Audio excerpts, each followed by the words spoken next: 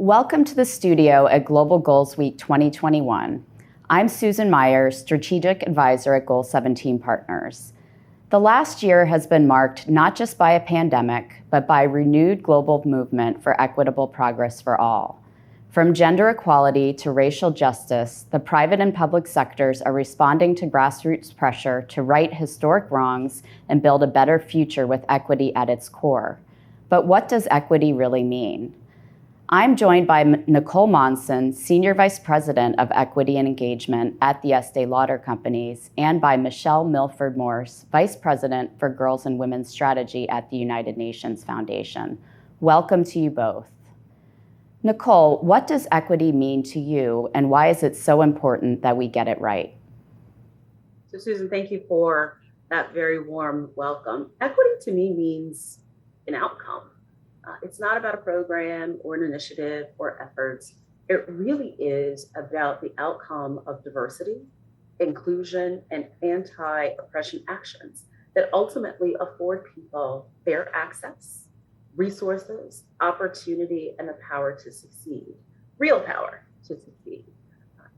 Is about leveling the playing field. It provides for opportunities based on individual needs. Susan, I think it's important that we are clear that equity does not mean the same thing as equality. Equality provides the same resources and opportunities to everyone. Equity recognizes that people have varied access to privileges and resources, and those with less access might need just a little more help to be able to take fair advantage of those opportunities. It requires the elimination of systemic bias and systems that serve to oppress, marginalize people.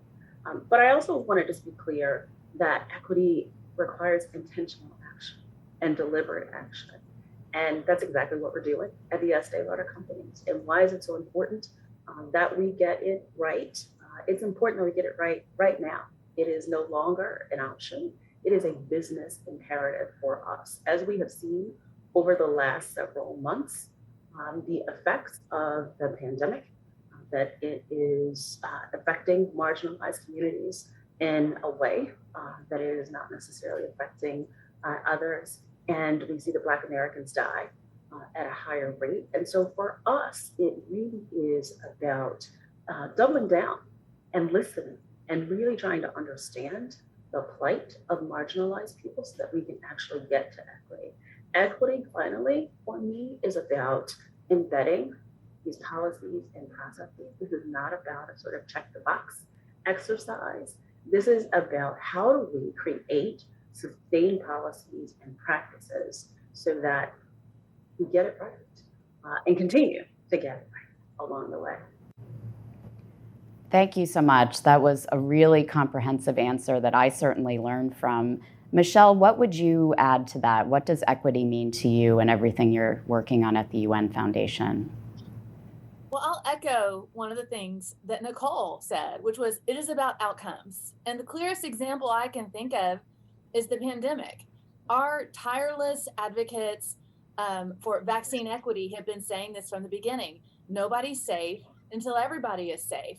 So equality would call for vaccine doses for everybody. Equity asks us to make sure that the most vulnerable people get access to a vaccine dose, because as long as the virus has safe harbor in vulnerable bodies, we're going to continue to have a pandemic. And again, nobody's safe until everybody's safe. Gender equality advocates have been saying this for a very long time.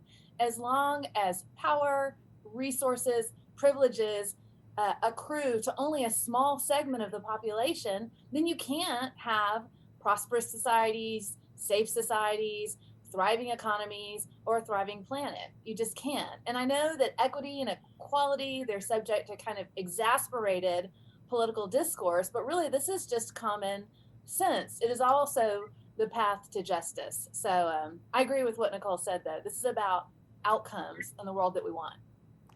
Great, thank you. And this is certainly a topic I know we're going to be hearing about a lot more during this Global Goals Week at the United Nations. Nicole, you represent a global beauty enterprise with over 50,000 employees all over the world. How do you apply that view of equity to the policies that you are developing internally across every aspect of your business? So we are indeed endeavoring to build greater equity and representation across every aspect of our business around the world. As you probably can imagine, this requires coordinated and sustained efforts across our organization, as well as a mindset shift in many parts of our organization around the world. We recognize that equity is not one size fits all. While we are a global company, we operate in a locally relevant way and create locally relevant strategies and policies to actually impact our communities around and employees around the world. The end game, of course, for us, like everybody else, as we've mentioned, is about equity and access and equity and opportunity and equity and advancement. You know, as we think about how to implement this globally, we're pulling several levers and using several building blocks to do that. And one such group of building blocks we're using is about examining our policies and how people policies. And that means looking at our compensation related policies, our hiring policies and practices, our promotions and performance reviews. And we're looking to see whether those policies actually inadvertently or intentionally discriminate against individuals. And to the extent that they do, we're correcting those policies. Oftentimes, policies and practices are implemented with the right intention, with a good intention, but ultimately disparately impact women and people of color. And so around the world for us, we are taking a look at what that looks like and correcting it, and not just correcting it, but really implementing a real cadence on continuing to review it to make sure that we don't fall back into where we were. And then the other piece I would say, an example around how we're looking at it globally and how to implement it, and this is the same no matter where you are, is inclusive leadership behaviors for our leaders. We are providing them tools and resources and then holding them accountable. We expect our leaders around the world to pay attention to their efforts in driving systemic change in the same way that they pay attention to their operational and financial efforts. I think at the end of the day, the realization that equity doesn't do the same thing around the world, and really taking the care to understand what equity means and making sure that we are implementing the right policies and procedures to make sure that we are impacting our communities and our employees in the way that makes the most sense for them. Thank you, Nicole. I know it's not an easy issue to tackle at such a complex operation that operates in so many different contexts, but it sounds like you're creating a real model that others can learn from. Michelle, I know that gender equality was a key focus area for the UN Foundation when it was founded. Tell me why it's been a priority for you and your team and the leadership of the UN Foundation for more than 20 years now. Well, sure. I mean, the UN Foundation works first and foremost on what's important to the UN. So gender equality is a priority for us because it's important to the UN. And it's important to the UN because gender equality is a prerequisite for promoting social progress and better standards of life and larger freedom. That's what the UN Charter says. The UN Charter is now 76 years old, and it called for the dignity and worth of the human person and the equal rights of men and women of nations large and small. So all our data, all our lived experience tells us that you cannot hold back half the human population to deny them their rights, their safety, their health, their autonomy, their equal access to opportunity or economic security, and still get that happy, functioning society that we all want. So it's for all those reasons that the UN Foundation was established to support UN priorities and UN values, and we decided that gender equality would drive our mission and enliven our work today. Great, and obviously over 20 years, you've learned a lot. As you said, you followed the UN's lead. The UN has also learned, what's worked, and I think on this issue, what hasn't worked, because we know we're not moving nearly fast enough when it comes to gender equality. Can you elaborate a bit more about what you're working on today and kind of how this work has evolved over the 20 years?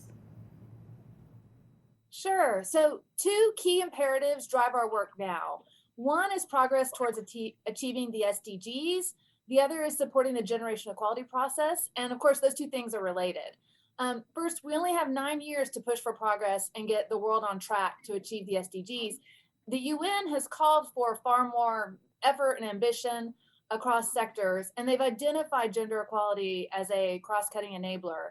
It is also a dependency. I mean, I think everyone listening knows, like, you can't achieve dramatic progress towards the SDGs unless you get to SDG 5, which is the one that calls for gender equality.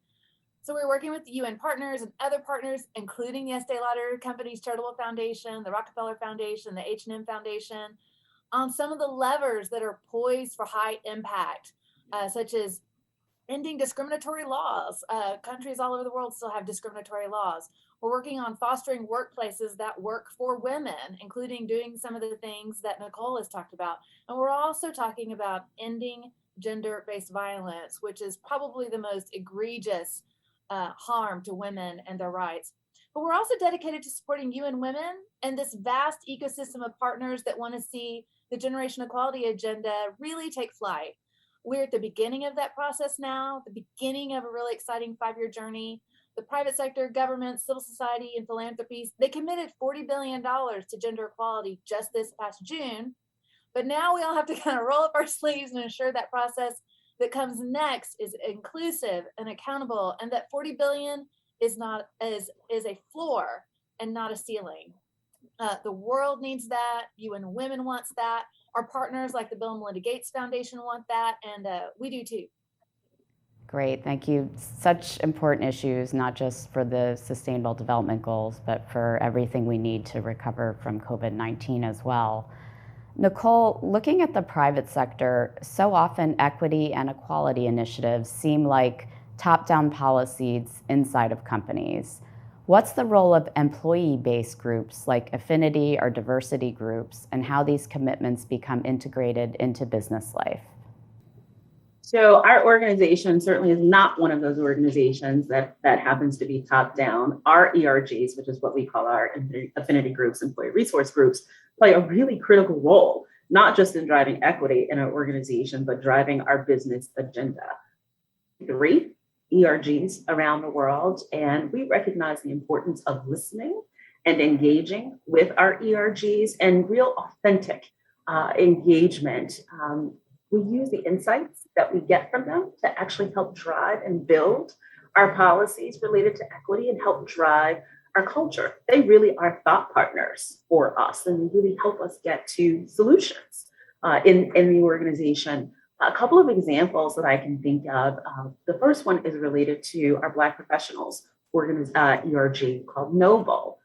The company listened, and we heard our Black community say that they wanted a sponsorship and mentorship program. Noble was hugely instrumental in helping to create and to drive that program, which has been incredibly successful. And we've already seen really positive impacts from that. And then the second example that I can think of, where our ERGs are really helping to drive our equity agenda is related to Welcome, which is our LGBTQIA+ affinity group. They have done an amazing job of helping to educate the organization, as well as working with our benefits team to ensure that we are offering equitable benefits and we have equitable policies in the benefit space. The other thing I would say about our ERGs is that they contribute to our business in terms of products and marketing. We get insights from them, and they help us understand better ways to connect, not just with our employees, but with our consumers. And so, Susan, they are incredibly important to the way that we operate, have a really important place in our organization. Great, thank you so much. And just a quick follow-up question. So from an equity perspective, what would you then say is more important, diversity of recruitment at the entry level or diversity in leadership? I'm not sure that I think one is more important than the other. I think that they are both probably equally important. And we as an organization realize the importance of representation across all levels. And we're focused on both. When I think about the importance of the leadership level, and there are benefits, right, to both. But when I think about the leadership level, I think there are probably 3 key things that we're focused on and why we are focused on recruiting with leadership. I think when you think about leaders being diverse, you get a more broad innovation of thinking when you have a greater breadth and depth of knowledge. I think that you get a broader skill set when you have diverse leaders. And probably maybe the most important reason why you want to focus on diverse leaders is because you create a situation and a culture where leaders are better able and better positioned to relate to diverse employees. And aside from that, employees want to see people who look like them in leadership positions. In terms of our focus, because I think it's equally probably important on early talent, I think that we're focused on early talent because that's probably the fastest way to see sustained change. And the other piece of that is to help us build our pipeline, right? If you focus on early talent, it will help build the gaps in the pipeline from a gender perspective. Perhaps organizations have at leadership levels. We don't necessarily have that, but that organizations have at leadership levels and across the organization. But I would also say that while I don't think that one is more important than the other, there's a piece of this that's also important, and it's retention. And we are also prioritizing retention. It's one thing for us to do all these fabulous things, right? To hire diverse talent, whether at the leadership level or at the entry level. But if we're not paying attention to retaining those employees, then we've done it, all for naught. And so we are focused on that. Very quickly, I would just highlight a couple of things to sort of bring to life how we are focused on this. We have expanded the pool from which we actually recruit. We recruited from HBCUs previously, but we've increased the numbers of HBCUs that we recruit from. We are also focused on Hispanic serving institutions as well. We are very proud to talk about a partnership that we have with Howard University, a program called She's Howard, Own Your Power. And it is focusing on Howard's alumni to expose them to the beauty industry and ultimately hire them, we hope, into our company. And if not into our company, to bring them into the beauty industry. We've got a great relationship with National Black MBA Association, where we are also engaging with candidates. And we require diverse slates for certain roles in our organization. And so it's something that we're taking very seriously. And I'm not sure that one is more important than the other. I think you got to have both equally. Yeah, I love that answer because it sounds like all of those initiatives are not only important for the role you play with your employees and in society, but also they're really valuable to your business as well. So it's a win-win to focus on those kinds of initiatives. Finally, I want to help wrap up this conversation with a short discussion about the big moment we had earlier this summer in July. And Michelle, you referenced this already. We had a moment dedicated to driving action on generation equality. Both the UN Foundation and the Estée Lauder Companies played an important role in that convening. And I'd love to hear a little bit more about your commitments that your respective organizations made there. What has happened since then, and what is the role ahead for this Generation Equality Forum going to look like? Michelle, let's start with you. One of the best things about the Generation Equality Forum is that the private sector was not only invited into the process, but then found real rooting in gender equality, because all the things Nicole talked about are relevant here. Making workplaces work for women, make sure that companies both operate better and more efficiently, but that they're also just part of the challenge of achieving gender equality. That we saw that in June in Paris, which was really exciting, and was a departure, I think, from previous global forums on gender equality.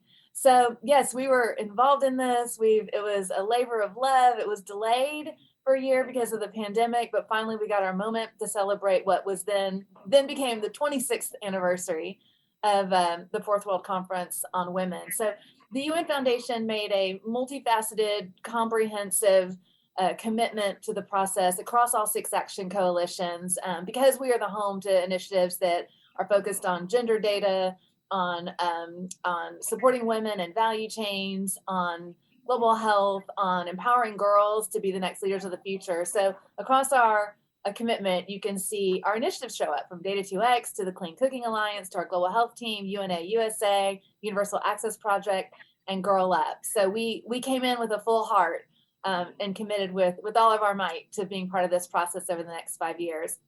But I'm particularly energized by two components of this. And the first was that we committed to partner with the Spotlight Initiative, which is housed at the Secretary General's office at the UN. And we partnered with them to make sure that we can get money into the hands of the most frontline, grassroots, local organizations that are doing something about gender-based violence. So we have started that process, and it's just really exciting and feels really critical to gender equality.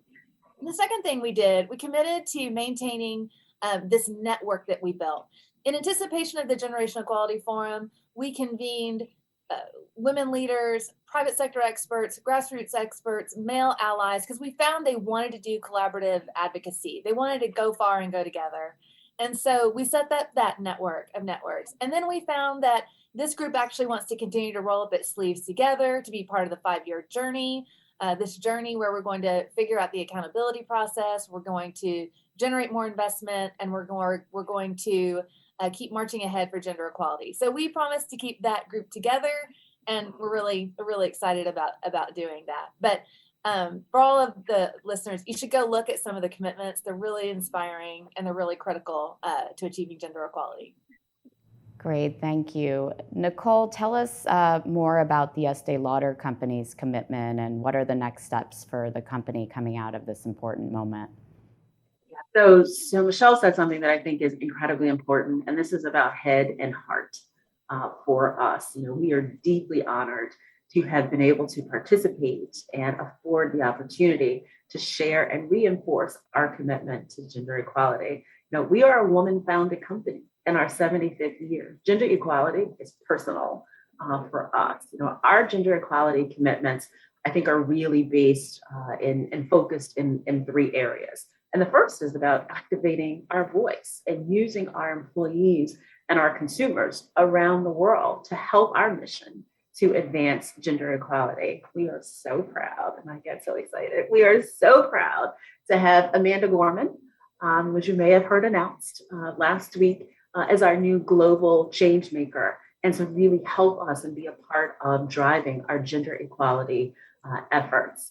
The second area that I would say that we're really focused on is contributing financially. We have a history of contributing financially to organizations that are making changes, real life changes every day, from the breast cancer campaign to the MAC AIDS Fund to various grassroots organizations. Our more than 25 brands support, and various organizations that are about women and girls advancement.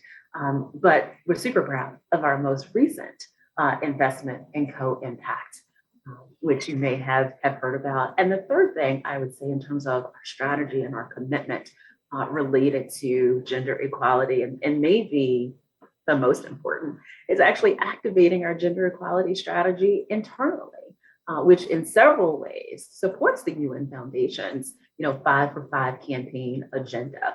We are committed to narrowing the very small gender pay gap that we have, and we are well on our way to doing that. We are creating tools and resources for the advancement of women in our company at all levels, not just at the top, not in the middle, not at entry level, but at all levels, because we think it's important.